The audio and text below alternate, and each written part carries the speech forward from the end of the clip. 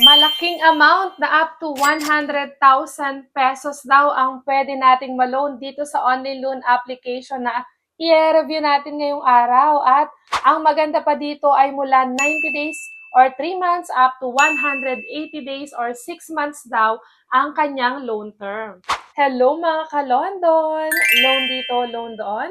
Panibagong araw, panibagong online loan application na naman ang ating pag-uusapan at re-reviewin.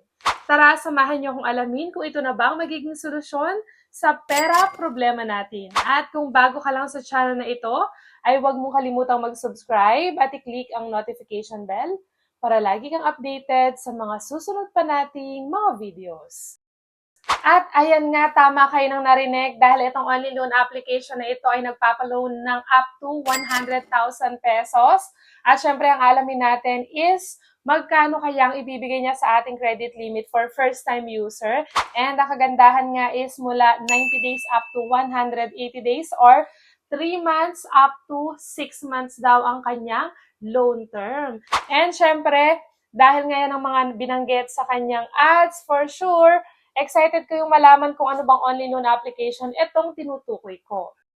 Kasi kung tutuusin talagang yung mga binanggit natin na ilan lamang sa mga hinahanap natin para masabi natin na legit ang isang online loan application. And dito nga sa review natin yung araw na to, isisiyasatin natin mabuti kung okay ba talagang utangan itong OLA na ito dahil marami na nga nagsusulputan dyan na nagpalit-palit na lang talaga ng pangalan and ang ending is pareho lang din naman ang i-offer sa ating credit limit at ang malala pa nga dyan, madalas sa atin naka-experience pa tayo na hindi na-approve ang ating application.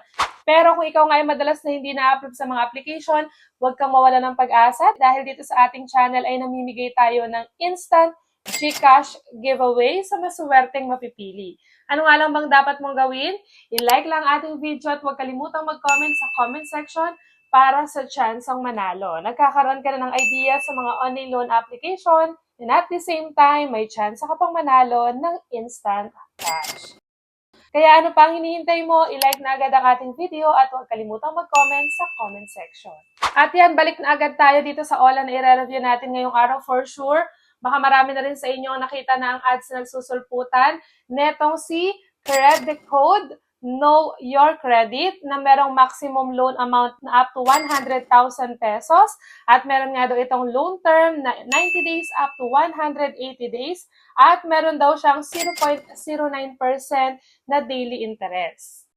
Ito nga daw si Credit Code ay may low interest rates and flexible terms. At kasalukuyan ngayong wala pang ratings dahil nga bagong-bago pa. Kaya naman, pag may bago, for sure, iti-check natin yan at baka ngayon ay makatulong sa atin, lalong-lalo na sa oras ng ating pangangailangan. And ito pa nga yung mga nasa ads na itong si Credit Code, kaya naman, napaklik talaga tayo. Nakalagay nga dito na update credit score and credit check made easy dahil few simple questions lang and instant insights. And understand your credit and learn how to grow your score. Parang laging may kinalaman to sa credit natin and sa score. So wala siya masyadong pinakita kung magkano ba ipapalo neto, pero dun nga sa kanyang ads na nakita natin is up to 100,000 pesos. Kaya naman mas mainam talaga na panoorin natin ng video or manood muna tayo ng ganitong klase ng video bago tayo nagda-download ng mga online loan application para ma-check muna talaga natin kung goods at gusto natin siyang utangan. At dito nga meron siyang privacy policy and syempre, click lang natin yung continue at kailangan lang natin mag-agree para makapag-continue na tayo sa ating application. And ayan nga, so dito makikita na nga natin na 60,000 pesos na daw ang maximum na pwede nating ma-loan. So from 100,000 dun sa kanyang ads, so dito 60,000 pesos na lang.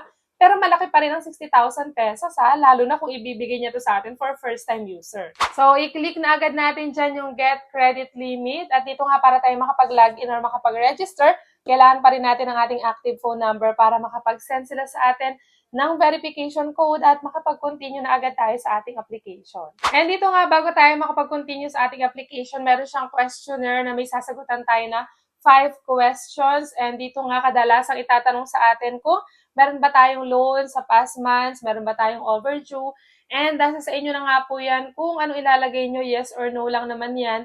And para nga tayo ay hindi maapektuhan ng ating application, yung ating approval, mas maganda na no na yung ating isasagot dyan. And dito nga sa personal information, nandyan pa rin ang ating basic information, gender kung male or female, email address dapat active at nakaka-receive ng messages.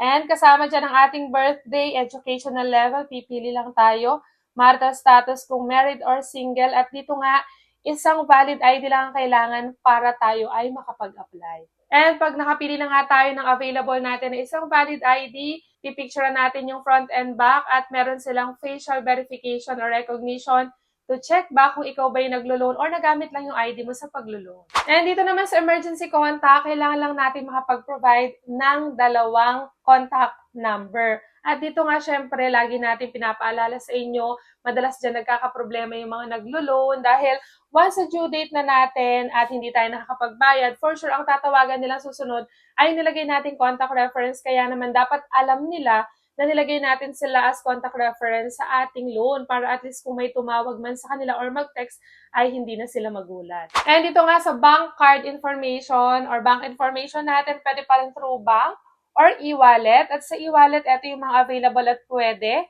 kagaya ng PayMaya, GCash, and GrabPay. And ganyan nga lang kabilis dahil dito may mapa-flash sa atin na the credit limit has been activated. You have obtained the credit limit and can now request a loan on the main page. So, i-click lang natin dito yung confirm. And nakalagay nga dito na the loan application has been submitted.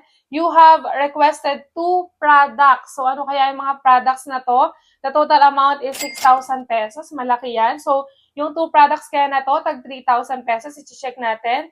Once formally approved, the exact amount will be automatically transferred to your account as detailed in the contract. Stay up to date with the status of your request. And i-click na rin ulit natin dyan yung confirm. And ayan nga, under review yung ating application sa 2 products na sinasabi nga niya. At yung products na to ay si Quick Pesa at si Paymatic na parehong 3,000 pesos ang in-offer. Kaya nga sabi niya kanina, automatically daw pag na-approve is 6,000 pesos ang papasok sa ating account. And eto nga, nakalagay dito, ang loan date natin is June 15.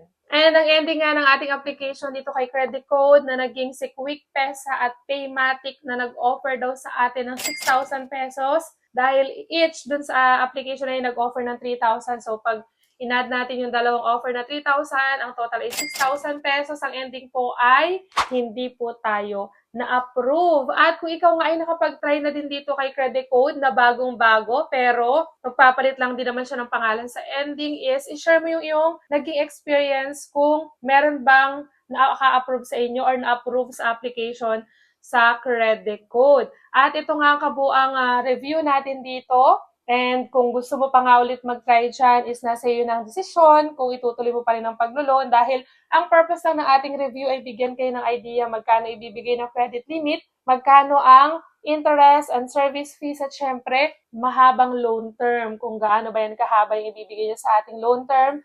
And sana makahanap talaga tayo ng online loan application na hindi pang 7 days, mataas ang credit limit at mababa ang interest at service fee. Hanggang dito na nga lang muna ang ating review ngayong araw. Hanggang sa muli mga ka-London!